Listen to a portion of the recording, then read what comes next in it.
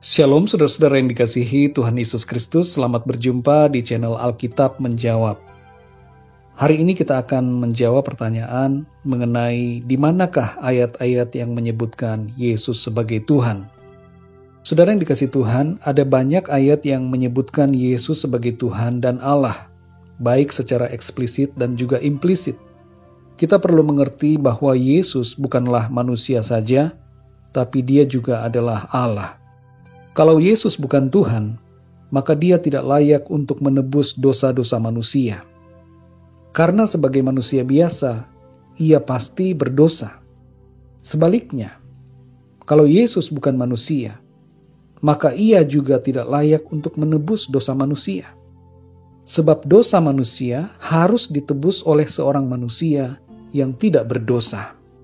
Kalau ada orang yang mengajarkan saudara sesuatu yang lain dari kebenaran Injil, yaitu ajaran yang tidak mengakui dan tidak mempercayai Yesus sebagai Tuhan, maka saudara harus menolak ajaran itu.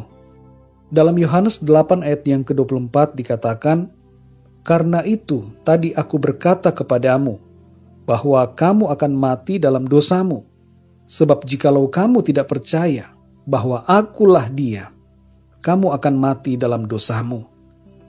Di sini Tuhan Yesus berkata, jikalau kamu tidak percaya bahwa akulah Dia, kamu akan mati dalam dosamu. Orang yang tidak percaya kepada Tuhan Yesus akan mati dalam dosanya dan binasa. Tetapi setiap orang yang percaya kepadanya diberikan kehidupan yang kekal. Dalam Ibrani 11 ayat yang pertama di situ dikatakan bahwa iman adalah dasar dari segala sesuatu yang kita harapkan dan bukti dari segala sesuatu yang tidak kita lihat.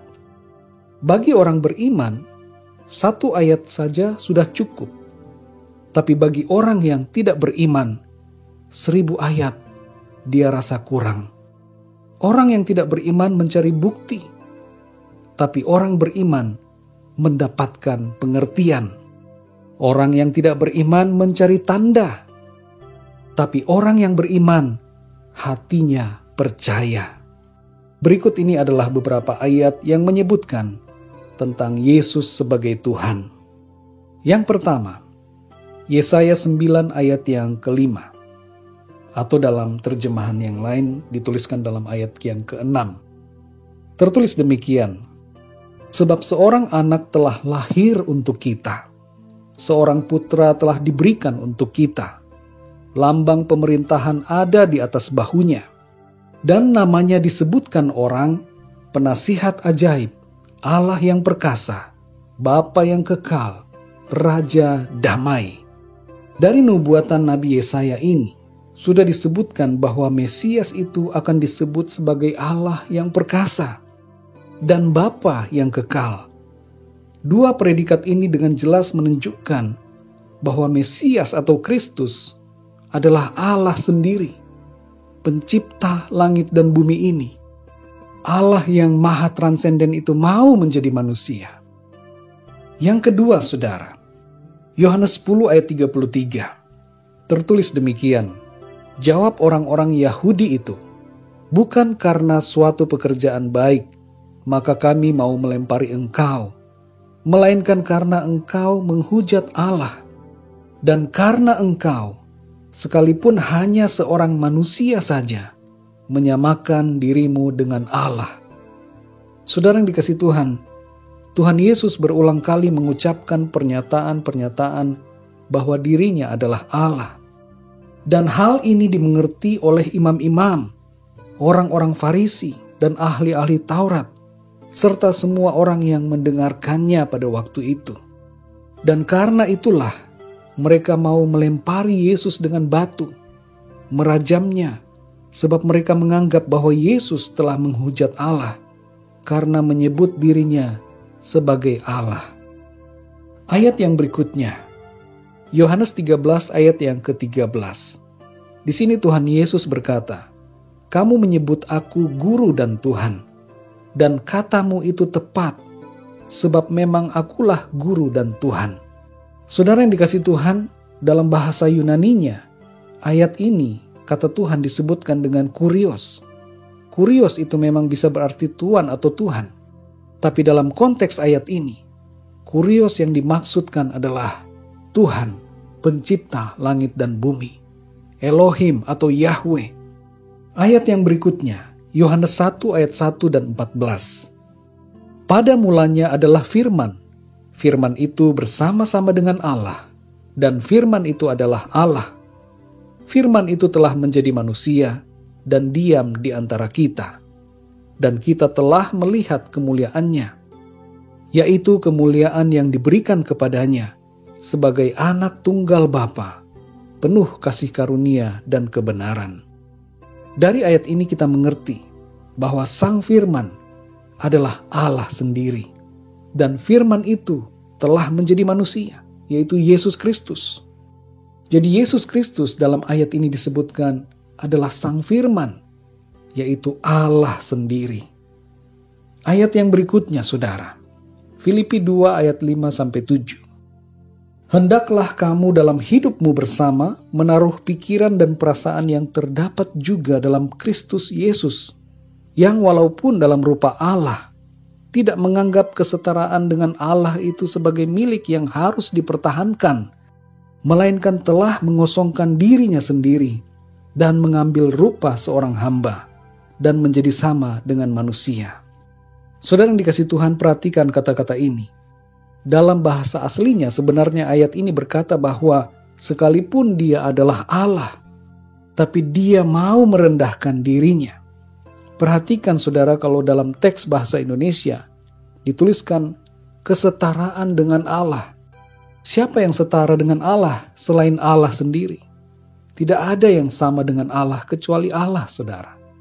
Jadi Yesus Kristus adalah Tuhan. Yesus Kristus adalah Allah. Ayat berikutnya, 2 Petrus 1 ayat yang pertama.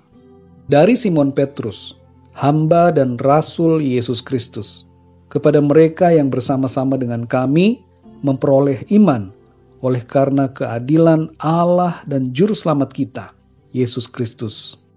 Perhatikan ayat ini, saudara. Di sini dengan jelas disebutkan bahwa Yesus Kristus adalah Allah dan juru selamat. Ayat selanjutnya, Wahyu 2 ayat 8. Dan tuliskanlah kepada malaikat jemaat di Smyrna. Inilah firman dari yang awal dan yang akhir, yang telah mati dan hidup kembali. Siapakah yang dimaksud dengan yang awal dan yang akhir? Dalam Yesaya 44 ayat yang ke-6 dikatakan, beginilah firman Tuhan, Raja dan Penebus Israel, Tuhan semesta alam. Akulah yang terdahulu dan akulah yang terkemudian. Tidak ada Allah selain daripada aku. Perhatikan kalimat ini, saudara.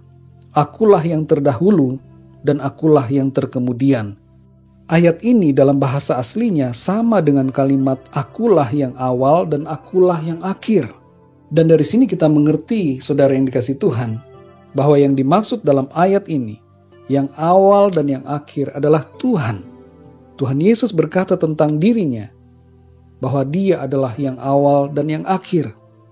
Dan kita tahu siapa yang awal dan yang akhir, yang terdahulu dan yang terkemudian, yaitu Tuhan semesta alam. Ayat yang berikutnya, Yohanes 20 ayat yang ke-28. Di situ tertulis, Thomas menjawab dia, "Ya Tuhanku dan Allahku." Dalam ayat ini, Thomas, seorang murid Tuhan Yesus, mengakui bahwa Yesus Kristus adalah Tuhan dan Allah.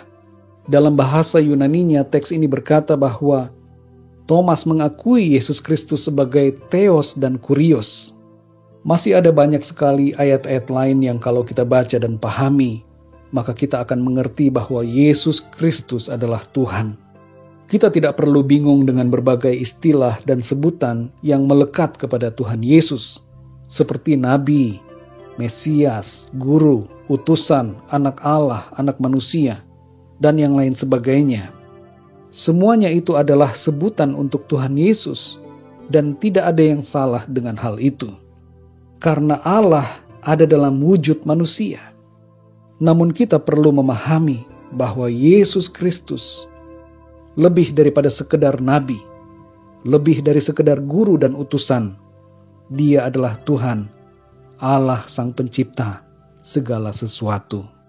Kiranya jawaban kali ini dapat menjadikan saudara lebih memahami tentang siapa itu Tuhan Yesus Kristus, dan lebih lagi menguatkan iman saudara kepada Tuhan Yesus Kristus. Tuhan Yesus memberkati saudara semua. Sampai jumpa dalam kesempatan yang berikutnya. Haleluya.